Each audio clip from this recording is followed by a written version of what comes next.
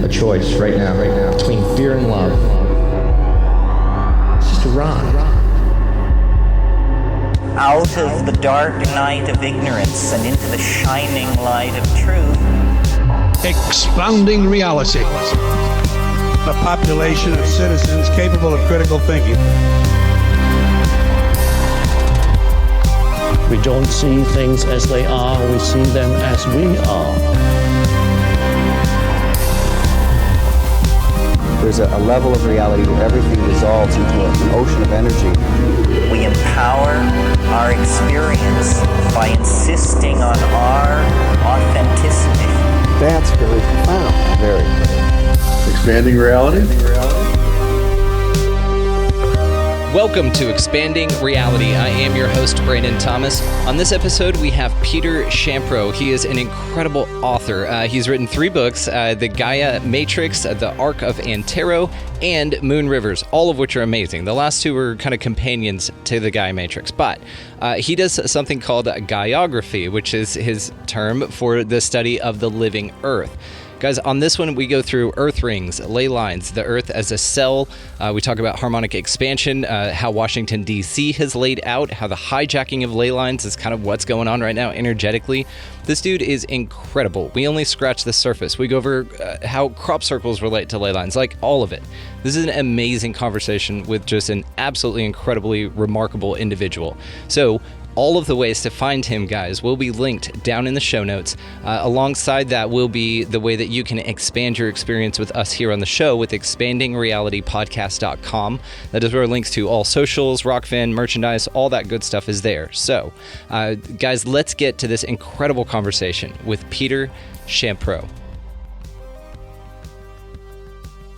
All right, ladies and gentlemen, extremely excited to have the great and powerful Peter Champoux on the show. He is all about Gaiagraphy. He is an incredible author, researcher, presenter. You just do the coolest stuff, and I just want to brag on you up top here. So for the audio-only audience, check the links in the show notes for all the ways to find him. For the video audience, this is his book right here, Gaia Matrix. Now, this is amazing, and you have the 2 addendums, as you call them. Now, you sent these to me, signed, absolutely grateful for it. And one thing I did want to point out was how cool and the attention to detail that you put into the experience of the reader. So I'm going to quote from your book here, Moon Rivers, just the introduction right here, just to get us going so that I can show the audience here what I'm talking about. Okay, so this little big book was designed for the 2 halves of the brain. Its left page is devoted to text description of its right page illustrations. The text was kept to a minimum to prompt readers to pursue their own exploration of moon rivers. Now, what's really cool about this is you go on to talk about how the Earth is a spirit, just like ourselves, and I love this. So here it is in the book. Left side, writing, right side, these incredible maps, and the way that you walk us through this, look at that. Another small detail that you didn't point out, but that I definitely noticed, was on the left side, the title of the book, Moon Rivers, is written correctly. On the right side, putting it into your right side brain for creativity, it's written backwards. So it is a nice little touch. It's all these little things. Now, this is riddled with absolutely fascinating information, all of your books. But I just wanted to point out for the listeners the attention to detail that you have in presenting the information and the real thought out process that you went through just to create this narrative. It's unbelievably detailed, unbelievably well crafted. So I'm going to get out of your way. I just wanted to say that up top and let you introduce yourself here, that is something I noticed with your work, and I'm absolutely impressed. Again, guys, all the ways to find this will be linked in the show notes. Make sure that you check these out. This is just something you want to have because it's fascinating. So, Peter Champoux, tell us a little bit about you, my friend. Hey, thanks, Brandon. Thanks for having me on the show. It's been a 30-year adventure, coming to this information that I present to the world, and it's not static. It's still growing. It's still evolving. We still have more information that's coming in and changing every day. More details coming together. This was probably a lifelong study, I guess. That kind of sprung from my name, which it's a funny name, Peter meaning rock, and Champoux, which is a French word that means of the field. So when I was a kid, well, what am I going to do with my life? And it's like, well, rock of the field. So I started looking for rocks in the field and found Stonehenge. And then I found Lei Lines and the work of John Michel. And then I started to pursue similar studies in New England. I had a idea that, if there's something in England that's a ley line, there has to be something in New England that's a ley line, or all over the world. Although the English don't really, they say only ley lines exist in England. So out of respect to the English, I changed the name to Lei, L-E-I, in honor of Pele, because many of these ley lines that I bring to the knowledge of the world are punctuated by volcanoes, extinct volcanoes. So this is all about rock and the lithosphere. People often ask me where I got this information from and where it comes from, and where do I come from? Yes, this kind of thing. And my parents often ask me that. Where did you come from? You're not like us. But I spent 25 years as a stonemason and in construction business, and in that job, I got the opportunity to split a lot of granite boulders open. And in retrospect, I've learned from Dr. Steiner that Rudolf Steiner, he said every time you crack a rock open, it releases a gnome of knowledge. So I think in those 25 years, just cracking those rocks and getting that chi energy that gets released every time you split a boulder in two, it kind of came into my body, and this knowledge of the lithosphere came into my body. I mean, I don't know where it came from, but that seemed like a logical choice since I spent so much time. But I was very much into creating sacred space. I wanted to create temples, but cathedral building is kind of down on the priority these days. So I expanded that premise that you find in the sacred cathedrals, the sacred geometry of cathedrals, and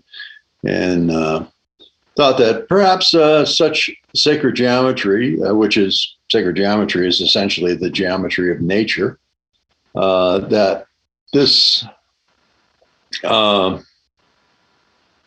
would also be replicated in the lithosphere. So I started looking, and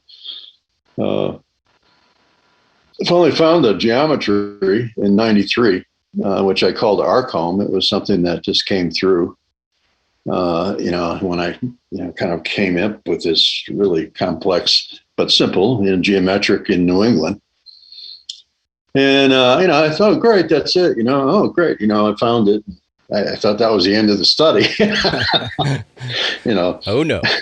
30 years later, yeah. It's turned into a global study, and with the help of Google Earth, it's really been a big benefit to us geomancers to really see what the Earth is all about, and work with it as a living biology. So I call it Gaiagraphy, the study of the living Earth. So, if it's living, how does it live, and what are its organs, and what are its eyes, and what are its sense organs? So I'm feeling that's what I've discovered here is the body of the Earth, and I've made a lot of speculations about what it might be, and but it's it's a discovery like an elephant in a dark room. I know that's an ear, or it's something around, but we need many more people to get involved with this in order to, find the utility of these rings. I have a feeling that this is a segue into a symbiotic relationship with our planet. Right now, we live as parasites. Yep. And we need to get out of that relationship with our planet if we're to survive. Every 20, 30,000 years, some environmental catastrophe destroys civilization, and then we have to start all over again. the only way to really attain, a durable and lasting civilization and a true advancement in spiritual consciousness, we need to be able to drive this planet and symbiotically and where's the wheel? How do you steer it? How do you work with this planet as a biology? I call it an Earth cell. So we're working with an Earth cell. And I want to get into the. Let me stop talking for a minute. No. You're fine. I wanted to touch on it because you say so many fascinating things, man. So I like the Earth cell idea because I have heard a gentleman present some information that stated that literally it's a cell. He broke out like the mitochondria and he showed the layers and when you split it open in this relationship that we have to the planet. And yes, we have been more parasitic. Now, the question I wanted to ask you, just from your position and your point of view and your observation, do you think that whenever these cataclysms that restart civilization, because a lot of ancient texts talk about this, the Hopi, have talked about we're in our fifth iteration of Earth here. Also with the Vedic texts, with the Yuga cycles, Mayans, of course, knew about these long cycles. We talk about precession of the equinox and these long things. These cataclysms do seem to come about when we go through certain points of time and it resets everything here. Now, I've heard some fascinating stuff about like mountains that used to be gigantic people and giants and like Devil's Tower being a huge tree and that, they found this huge root system underneath it. And that was from the restart of one of these cataclysmic events that kind of just resets everything here. Now, do you think, number one, that that's what's going on and that we just go through this and that this cycle happens and humanity just has a shot, or whatever creatures are here have a shot, a window of time in which the next one occurs? And with the Earth, it may be like a speed dating thing, where it's like, okay, well, we have our time here, and then the bell goes off via a cataclysm, and then somebody else gets to try their hand with Gaia to see if they can figure it out. Maybe that's, and to what you're saying, maybe that's it. You just have to be the species that figures out how to live in harmony with Earth and therefore get through one of those to keep moving forward. Know that you're not battling the Earth, that you're in it together. Absolutely. I couldn't agree more. We are on the verge of that now. The solar physicists and galactic scientists and such are speak of this galactic sheet that is like this undulating form that comes out of the sun. And every 12,000 years, we pass through this highly charged photonic belt. Sheet that, and that there's this increase in light that happens, and it's during these periods that these cataclysms take place because there's this increase of energy going into the Earth core. There needs to be an adjustment. Often it's either a subtle adjustment or a complete pole shift, but the magnetic field changes because of this increase of electricity. And because of that increase, it recharges the field of the planet. And, this is in geologic record. And every so often, the Earth loses its magnetic field and then regains it. And when that happens, that's kind of like a golden age.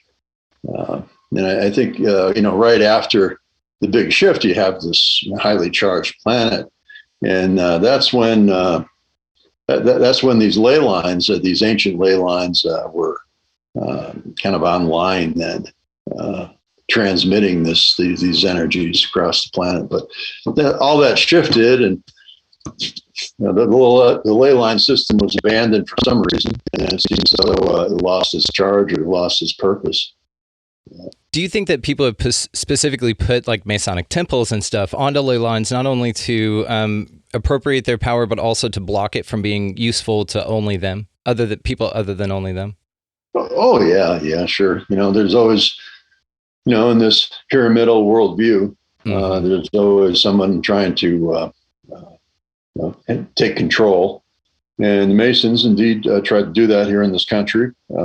They were the one, where over in Europe and South America, the churches took over the sacred sites. Here in America, the Masons were more tuned into that from the knowledge they had from the Templars and such. And, it was an altruistic thing to try to we create a civilization, a Western civilization, out of a howling wilderness.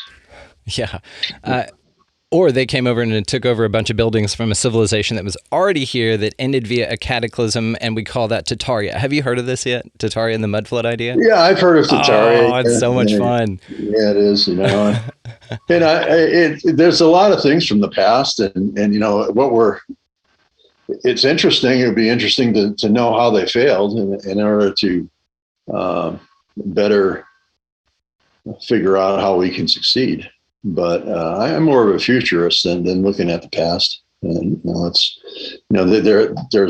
they're tools, they're known systems. Let's use them to preserve the planet, to preserve life, to enhance life. So. I love it. And, and the work that you do, it maps out these areas for us to discover, and the way in which you correlate all of these spots, man. And the work that you've done, again, it's just fascinating. Guys, check the show notes for all the ways to get his stuff. And so when you were going through this process, what role do you think that the ley lines play in our future? Well, the ley lines are part of the meridians of the planet. A lot like we're made in the image and likeness of the Earth. Our eye. If you look at our eyeball here, I don't know how bloodshot my eyes are right now, but that's the geometry of the Earth in our own eyes, right? And but so our entire body is a product of the planet. We can't live on Mars. Elon's just a nut to be thinking that we can move out there. We need the Schumann resonance. What are we going to walk around with a battery pack with our Schumann resonance? We need all these things. Well, I can put your mind at ease on that. I think what he's wanting to do is make everybody get the Neuralink thing, right? And who was it? Matt Landman and I were talking about this. He's the director of Frankenstein. You would love that movie. So we were talking about this, and it's actually going to be a chip in your head to make you think that you go to Mars, but you don't physically go there. And you pay like hundreds of thousands of dollars because it's required to get that chip, right? Because you have to do it. It's like a wristband, it's so we can keep you safe. And then it just, you do total recall is all that's happening. And you're just in a warehouse in, Saratoga somewhere. And that's it. Right.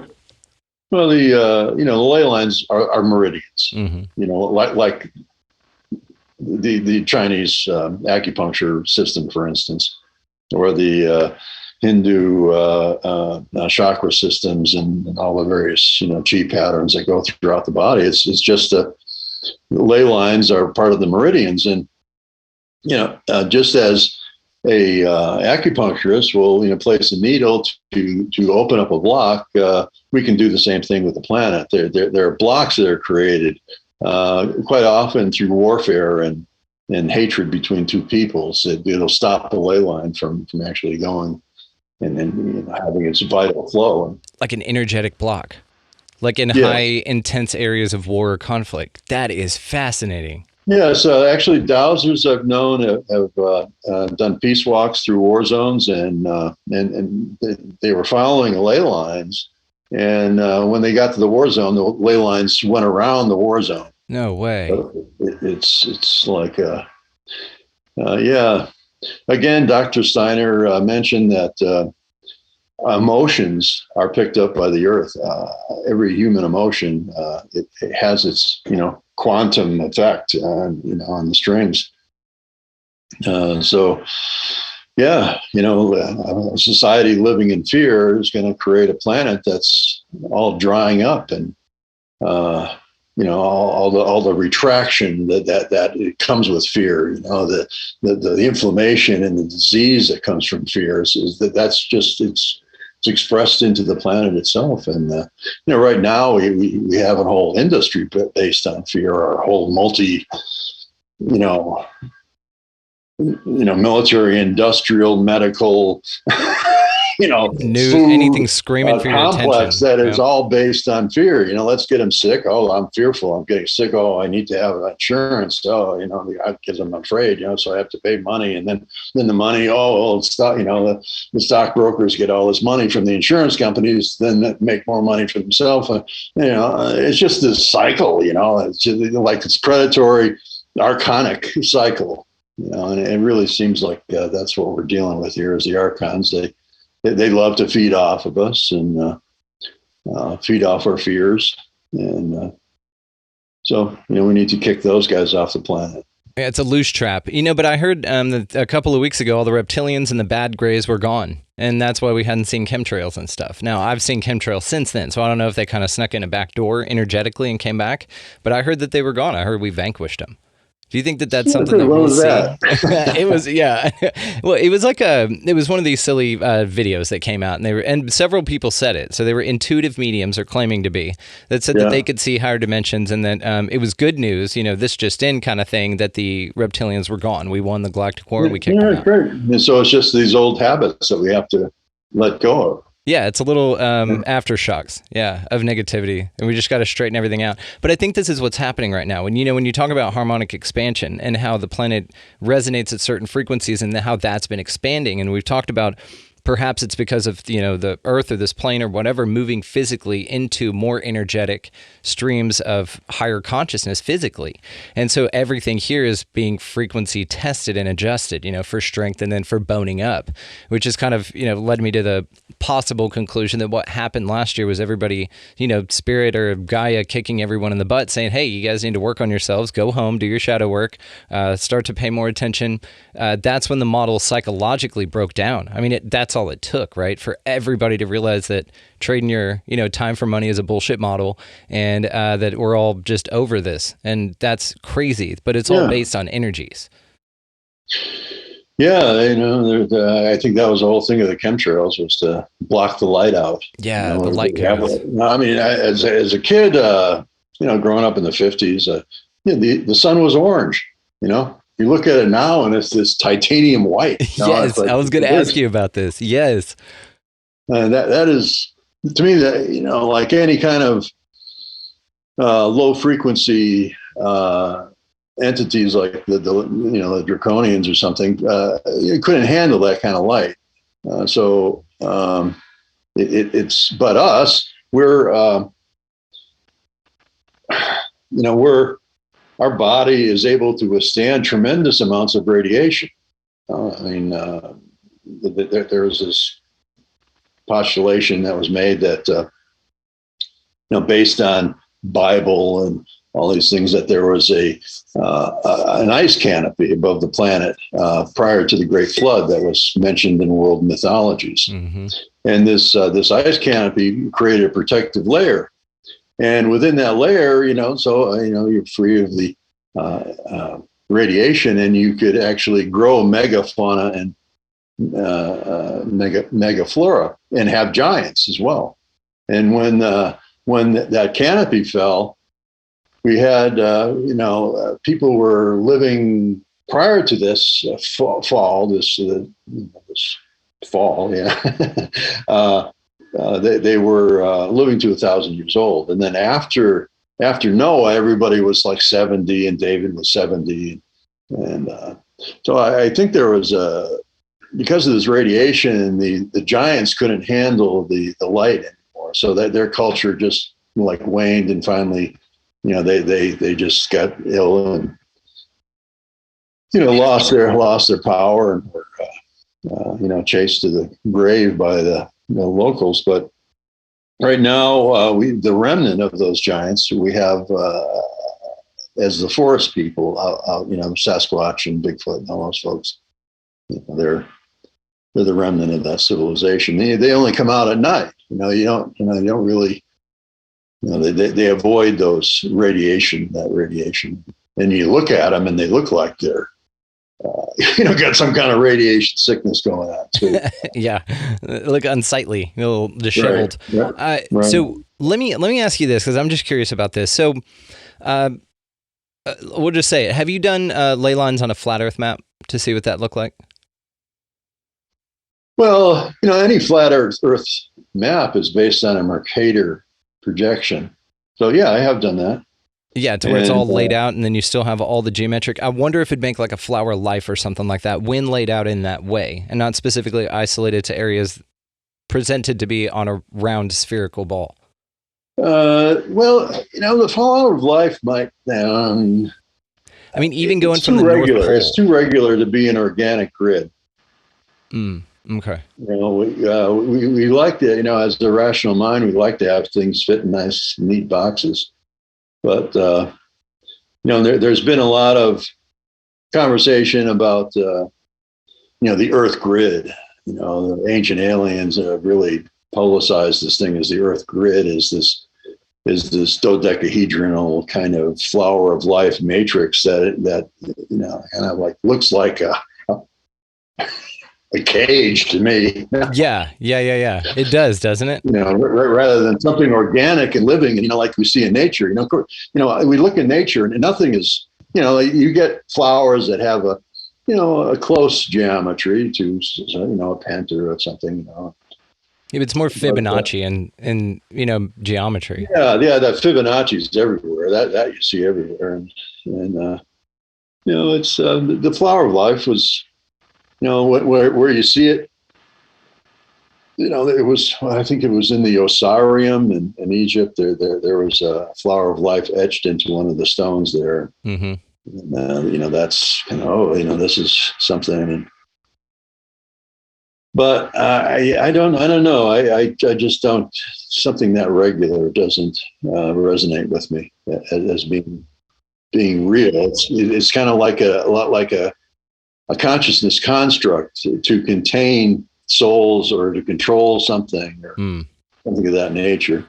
Yeah, that's and you find a lot of the old sites, like the pyramidal sites, which those are all control structures. So locked into, so they intentionally put these pyramids around to lock in this kind of matrix of control. And,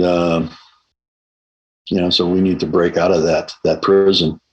And that's the thing. Maybe they know this. And so eventually, before this global cataclysm that perhaps comes around, maybe there's some knowledge that's passed down, or some people that go underground and then come out, like, again, the Hopi, that survive these cataclysms, and then they retain a little bit of information. But also, if they were like the baddies or the people that weren't out for really altruistic ideas, and they would pass along a system like what we look around and see now. It's very against natural law. It's very unauthentic. It's real distracting from you really discovering who you really are. And not only that, you get started from behind the starting line, right?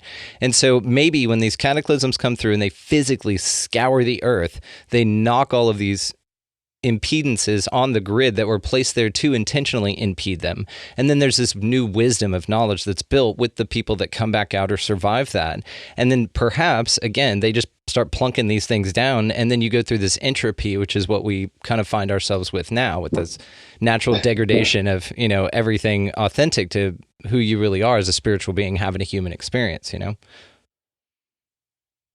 the indigenati, that's what I call the Indians, and but just the instead of the Illuminati, yeah, I like it. The indigenati, or like this group of wisdom keepers who were taught the original ways and taught to, you go and say prayers at the sacred site, and that's what I'm finding is a lot of these rings that I'm discovering. The center point is a Native American sacred site or an Aboriginal sacred site of some kind or another, and that says to me that there's a world maintenance that is undertaken by the indigenous people, and we now we no longer honor these sacred sites. And there's a Lakota Chief Arvel Lookenhorse who he was guided to honor sacred sites on June 21st, and he wondered why. He was told that he had to do this, but he wasn't really clear about why. And so when you really lock into the matrix of the sacred sites, you can imbue the landscape with whatever consciousness is there at the sacred site. So the churches of like Chartres Cathedral was built over a druidic holy grove. So the syncretism is layering of one religion after another on top of one another. So, but now, nobody's going to Chartres anymore. Everybody's abandoned the Catholic religion. So you have all these cathedrals sitting in sacred sites that aren't being tended to, aren't being honored, aren't being loved, aren't being, so the earth is like, geez, what did I do? Just the thought of that, man, that people have to put emotional maintenance into it and spiritual maintenance into something. And it's beautiful. The word maintenance, it makes so much sense. It's like you working on an oil rig or something, and you have these things set up to be a part of a system. And if you abandon them and you stop, turning the dials or making sure that everything, the barnacles are scrubbed off, you don't do physical maintenance to it, then the structure becomes useless. And not only that, it becomes an issue, right? And man, that's a fascinating concept. Yeah. So it's like, we should pay the indigenous people to go out there and pray at their sacred it's good site, call. Yeah. That's it's like, it should be a job, that.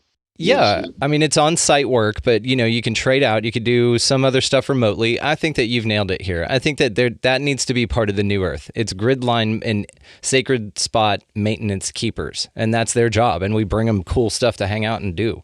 Like, that's cool. I like that a lot, Peter. Yeah.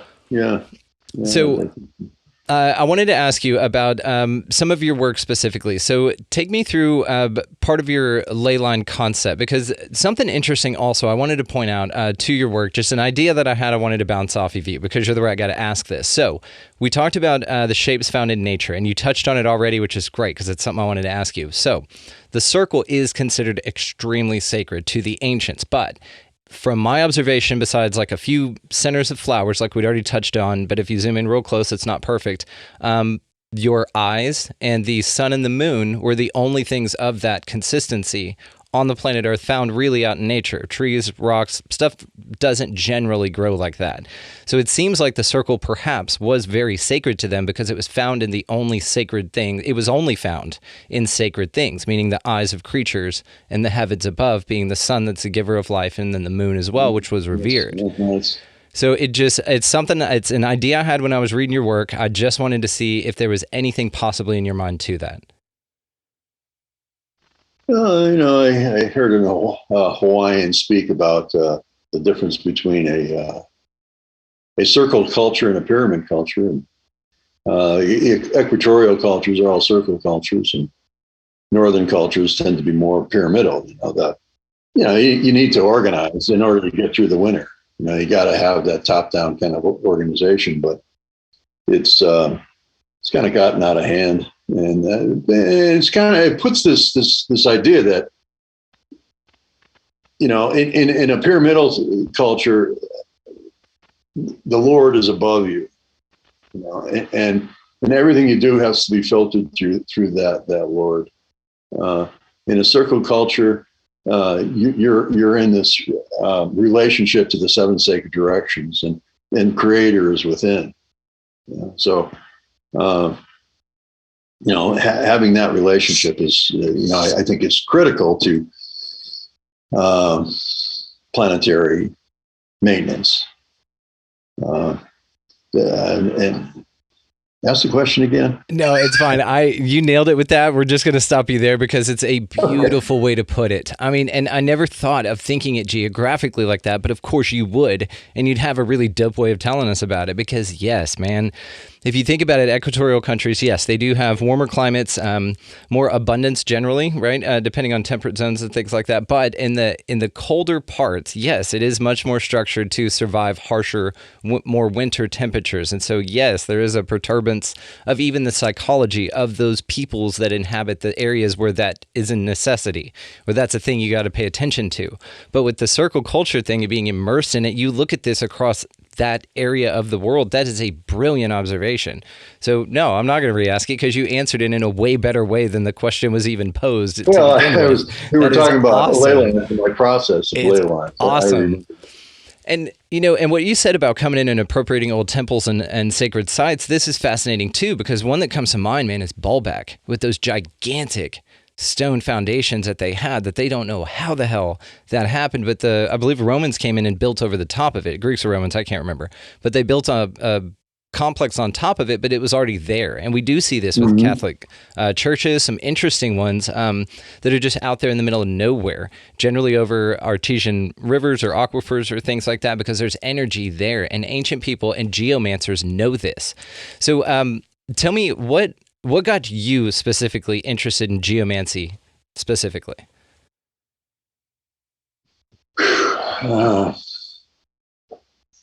Well, it was the exploration of the early sites of New England. All around New England, we have these things called monks' caves and these enigmatic stone structures and piles of rock. There's lots of piles of rock out there that like native people still come to visit. You know, they come from Minnesota and travel all the way to the Berkshires in order to visit a couple of piles of rock and then go back to Minnesota, you know. So it's like, you know, that this is, you know, looking at that was, that's a hard question, an interesting question. But so I was looking at these early sites and I just got fascinated by it. It was Rashad Field, who was a roommate of John Michel. The two of them kind of together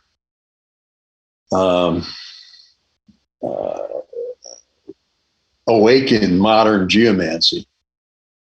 And I was just, fascinated by it. I don't know. It might have been something because, I where I grew up. I don't know. And your name. I mean, why do we do what we do? It's really a good question. But there's just an impulse, I think, within a soul to do something. And ley lines were a segue into where I went, and I was looking for these straight tracks, and I felt as though there was this great power involved with it, and that it could benefit the world. I mean, that's kind of always been my head on this, and why I continue. I've tried to give it up a few times, but whenever I give it up, I kind of go right to where I should be next. Thing, but to start plotting a new map, it just takes you where you need to be next. Yeah, it's just something that I, as a rock in a field, I want to understand it. I want to understand how a cathedral operated. And the ley lines coming into a cathedral, and the water lines and aquastats and all these various earth energy forms. My parents had a GI Bill, and they decided to build a house on top of this hill, this node, which is kind of, that actually might have been on a ley line. They blasted all this rock out of the hole. So they called me Peter out of, in honor of the rock that their foundation was. But within that rock, there was this, it was a Triassic era shale in the Connecticut River Valley that was loaded with dinosaur footprints. So from the age, 0, I've been kind of like exposed to this idea that the earth is living. There's this footprint, it looks like a chicken, or whatever, a big chicken in the rock. It's just this idea, this living thing, and how, so. Yeah, I just kept on going. How is it alive? How is rock alive? I always loved rock. I tried to be a photographer for a while, but I found myself taking pictures of rocks all the time. So it's what you love. You do what you love, and it's a really cool thing. Man. Yeah. So I wanted to ask you about the Champoux effect. Will you tell us about that? Well, that came to me after a Gridmasters meeting out in the Grand Tetons. I came back after the flight, and sitting there in bed, and like all these rings are everywhere, or like this bubbling, like this bubbling form. The whole lithosphere has all these rings, and it looks. When you look at it, the way they kind of interpenetrate and move together, they're like bubbles. So like Champoux, it's Yeah. like this joke about me, Yeah. my name and everything, and being teased all my life about it, and people not being able to understand how to say it. Well, the joke's on them because you have a wonderful head of hair, so that you should have just gone with it. Yeah. Mhm. So that's, it's kind of like this effect that the Earth tends to create itself into a curvilinear forms that are interrelational, is the Champoux effect. Very cool. Well, it's awesome. And the way, again, in your books that you detail that and the way you show it is brilliant. The way you go over ancient sites and connect everything, especially in this Arc of Antero. Very cool, man. The way that you found the Virgin Mary, her icon. And just, again, guys, for the audio-only audience, check the video, check the show notes for how to find him. This stuff is just so freaking cool. So talk to me about Washington, D.C. I'm very curious to see your take on that. Oh boy, Washington D.C. As an area, not as a concept. That kind of what goes on there. That's part of the ley line conversation, of course. Yeah. It's a well-known line. I wasn't the one who discovered the I call it the Acadian ley because it goes from Nova Scotia down through New Orleans and through Washington D.C. But it's been noticed, and I think the Masons knew about it because they seem to have worked the cities based on this ley line that goes through Washington D.C. And there's a lot of conversation around where should the capital be when the country first got going, in New York or Philadelphia or somewhere else. And Uncle George there, he decided to put it where it is, Washington D.C., in this malaria-infested swamp. And so they built the city. But when where he placed that was right on this ley line. Okay, the diamond that was laid out by a Moorish astronomer. There wasn't anybody in this country that knew how to lay out such a large diamond shape. Washington, D.C. and Arlington County created the Washington Diamond, if you will, Arlington County, Virginia. And at the center of that is where that ley line goes right through. So the whole city was laid out so that it would be in resonant frequency with the other cities along this ley, so simply it's Boston, New Haven, New York City. These are all dead straight line right down the coast. New York City, Trenton, Philadelphia, Baltimore, Washington D.C., Atlanta, Georgia. And then if you continue the line out, it goes right to Teotihuacan in Mexico City. So. And if you go the other way, it goes across the pond and over into the Middle East and kind of zeroes out where the Canaanites were over there, sacrificing kids to the god Moloch. Yeah. The whole Baal worship and all that business. So we have this ley line that connects Western civilization. Connects America with Western civilization. It goes right through Troy, for instance, ancient Troy. Helen of Troy and all that. Goes through Gallipoli, where it's a great battle. It goes through Kosovo, where this great battle was. All these sites of tremendous human sacrifice. Battle of the Bulge, Waterloo. Gettysburg. It's just the stuff on this line is just scary. So, but it comes over here. It transmits that energy over this way, and. So Washington, D.C. is part of all that. And the other piece there is that it's on the 77th parallel. So being Masons, it's a 77. So it's not the parallel meridian. So it's the north-south meridian. So there's this thing called tellurics, so you got these ley lines that tend to go at an angle across a telluric line, and then the telluric lines are north-south. And that's the magnetic field. It kind of the telluric lines are about a yard underneath the ground and travel all the way around the planet. And it's part of the magnetic field, just how it interfaces with the crust.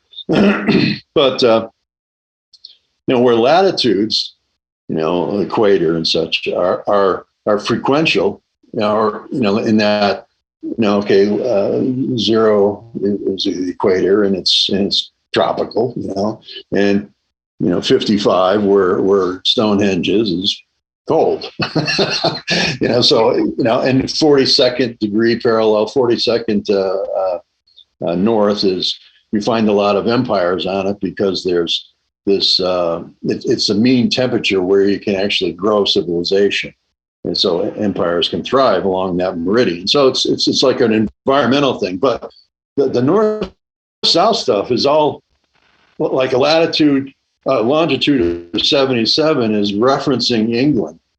So 0 point prime, the prime meridian. So it is set in Greenwich, England, and that sets time.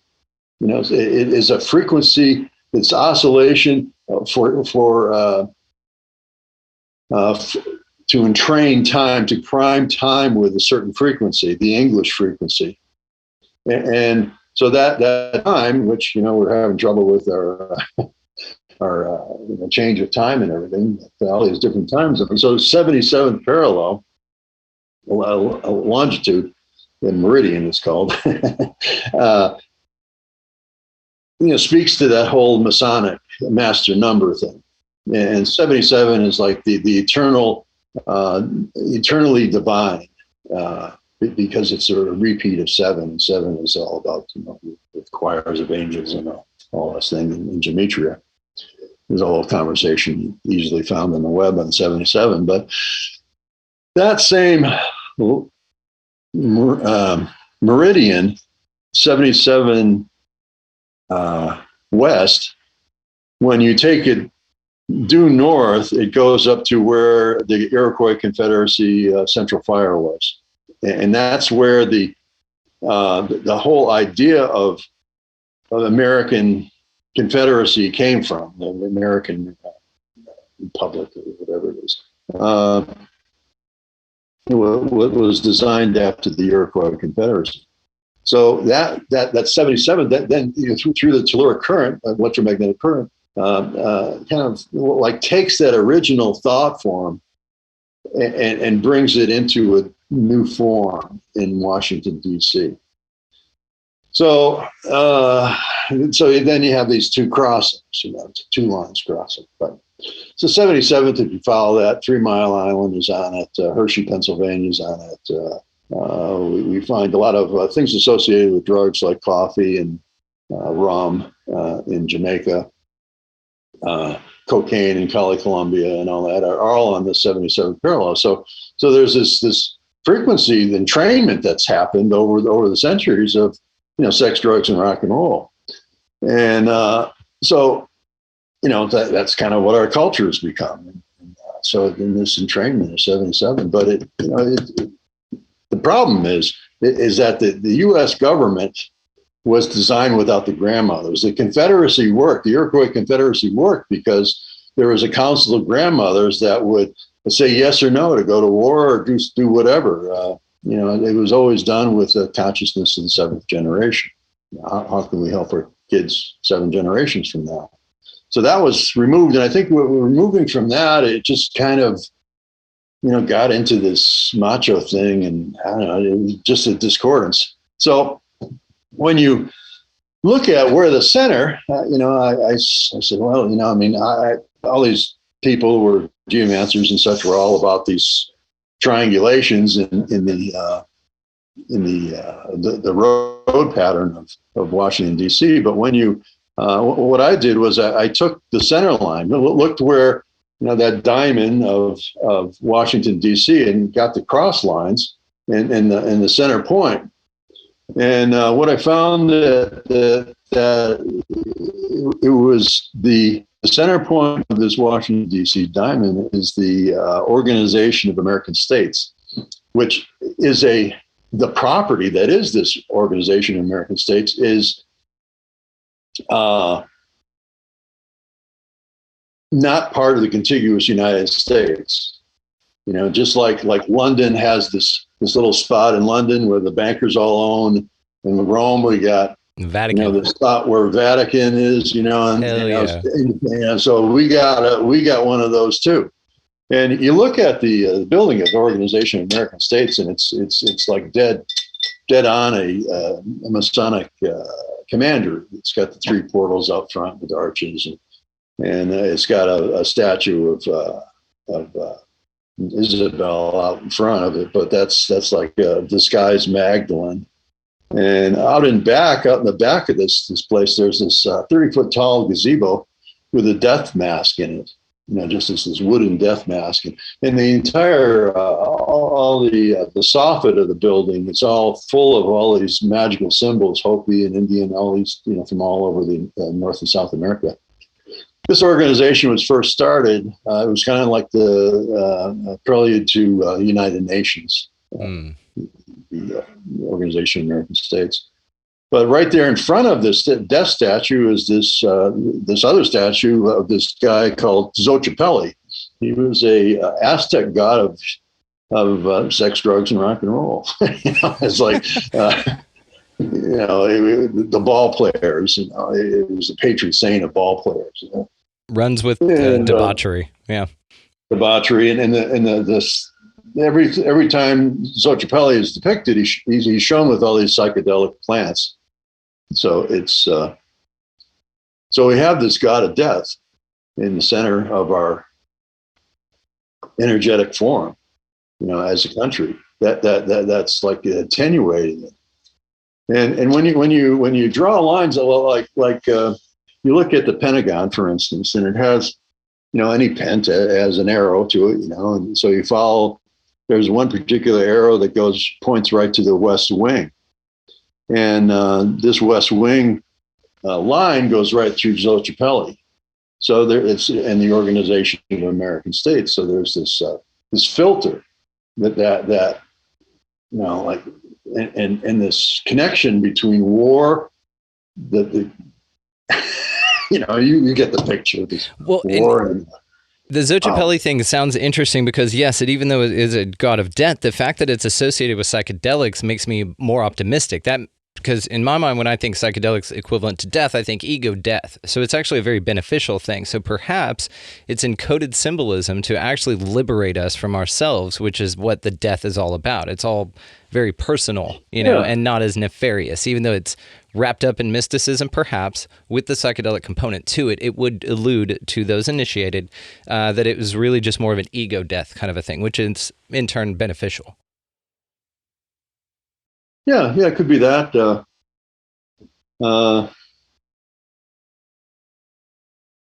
Yeah. I mean, we're just talking shit here, you know. We just have some fun.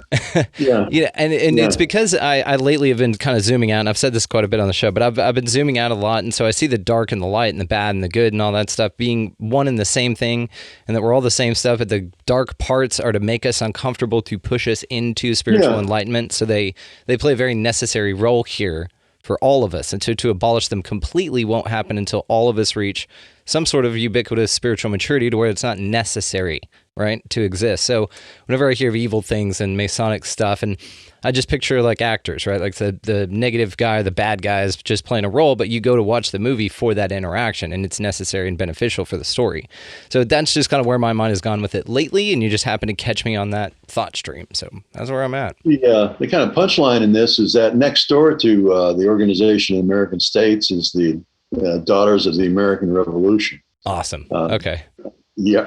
So they're the grandmothers. Yes. You know, and I love this council of grandmothers. God, we should all have that. Like, that should run everything, right? Just get a bunch of abuelas out there just hanging out, knitting blankets, talking about, no, you don't go to war right now, honey. You go do something else. You know, it's like, what? No, we got to go to war. He was talking schmack, Grandma. No. We've convened. We are the grandmotherhood, you know, and us GMAs are saying Not today, hon. But I love this too. Peter Champoux, I could talk to you forever. I think that I want to get you to just tell me one of your favorite things about this, and then we'll probably wrap it for this one, man. But you're definitely invited back any damn time you want. So tell me your favorite part about the work that you look into. Well, my favorite part is that all these rings that I've discovered over the past few years, particularly in the Americas, all kind of work together like a gear work. And it looks like, North America as a total, if you will, looks like a yin-yang form. The North American tectonic plate is, there we go. Yeah, there you go for the video audience. In his book, Gaia Matrix, linked below. So it's half water and half land, with the Bermuda Triangle being the eye of the water and the Hudson Bay being the eye of the land. And, so that's Turtle Island. And within the landforms, we have all these rings that all, have these suggestive spins, like a static spin. For instance, the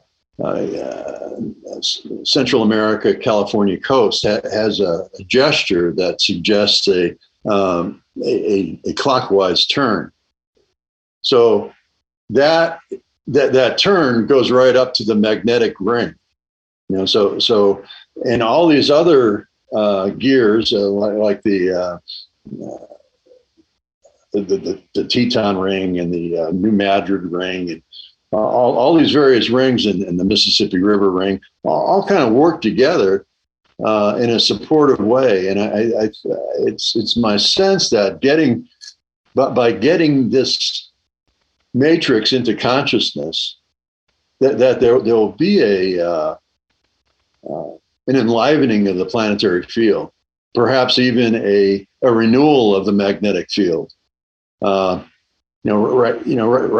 that we don't have to go through all this cataclysmic stuff. We can actually, through human consciousness, we can make this planet thrive again.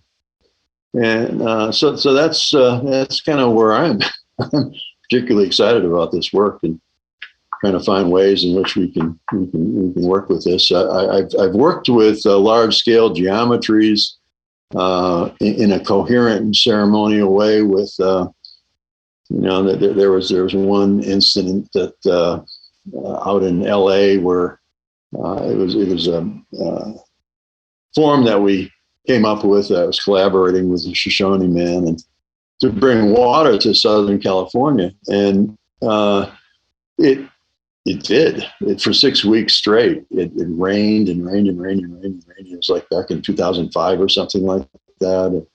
It caused $3 billion worth of damage and 3 deaths and stuff. And, it was, we were kind of like the Sorcerer's Apprentice with this one, with the Mickey Mouse with his brooms carrying water, is what I'm referring to. Yeah, from Fantasia. Hell yeah. Fantasia, yeah. Absolutely. Wow, it's just, but so it works. It really does work. And we've worked ley lines through the Southwest to bring water to the Hopi, and it worked.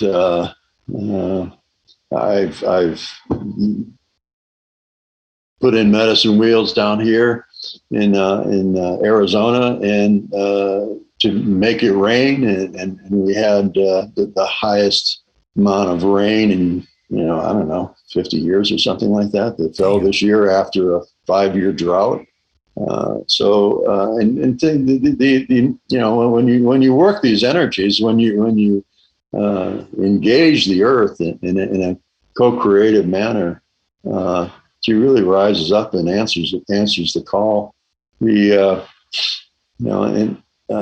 did one last year. One of the graphics I sent you was on the mending the hoop, and the whole idea of healing the Trail of Tears, which it makes like this bloodshot eyeball. There's 5 trails that go around the New Madrid Fault, and the New Madrid Fault is something that's tearing this country apart.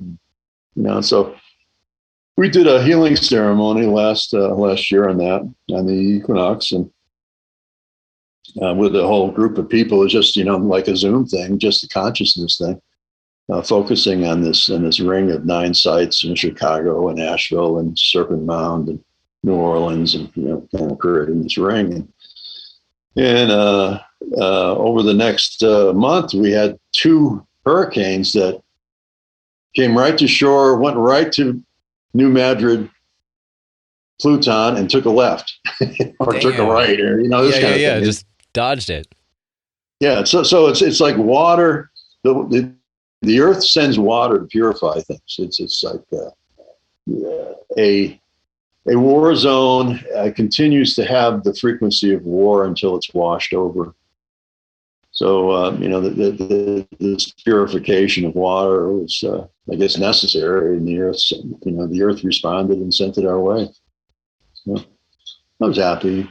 My first memory as a 3-year-old was of a hurricane. So nice. I always loved them. Now, to something that you said that was just beautiful, man, because it really hit home with me when you were talking about it, is that to get this knowledge and to fix the grid, right? To fix it, to get back into harmony with nature. And perhaps this is what we want to do whenever we talk about breaking out of the matrix. The matrix is just a physical representation of us talking about how unauthentic the system is that's here, that keeps us from nature, that goes against natural law. And we talk about this a lot. But what I like about your perspective is not to just unplug and bail on it. When we talk about exiting the simulation or exiting the matrix, we think about leaving all this crap behind and going to somewhere better. But what we really should be doing, and maybe the matrix is just a code instead of an unauthentic society, it's more of a code of ignorance. It's ignorance to how to live in harmony with the planet. That's what the matrix really is. It's an opportunity for you to just completely dodge the responsibilities of you as a soul on this place to live in harmony with everything around you. And perhaps that's what we're talking about here, about breaking out of the matrix, is getting to know what these ley lines are and how to incorporate them. I mean, and something actually, I want to ask you one more thing before I let you run. So something that was very interesting about ley lines and the circles at like Avebury and Stonehenge and things is there's a guy named Dr. Levengood that took seeds and put them in the circle. Have you ever heard of this study? And then they germinated 10% more after an electrostatic kind of a charge after a little bit of a time in the circle. They actually yielded more, and only when put in there in certain times of year. So the window was really interesting. Have you heard of that? Oh, yes. The same thing goes with that pyramid with the serpent that goes down it on the equinox. Quetzalcoatl at Chichen Itza, yeah. Chichen Itza, yeah. You put seeds on the edge of that on the equinox, and you'll get much better germination and everything. And in the record of like the bones that they found around Stonehenge and whatnot, and just that historical anthropological study or archaeological study area, it found that when the stone circles went in, the diets improved. Yes. So yes. And I feel that all those, prodigious effort to move these rocks, they had to have some utility other than just a spiritual component. Yeah. So it was probably agricultural, and we had a totally different environment back then, and a more charged environment, and that.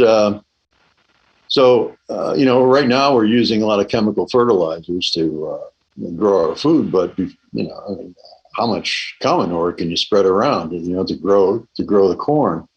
So what they relied on was the sky. Nitrogen, by drawing down lightning, by drawing down the tellurics, by increasing the energies within the soil itself, it stimulated growth and increased the vitality of life. And it still is the case that the stone towers of Ireland, the round towers of Ireland, the cows always go there because the grass is sweeter. So the technology is there to employ all these things. There are a lot of folks that have back engineered all this stuff, and is it secrets of the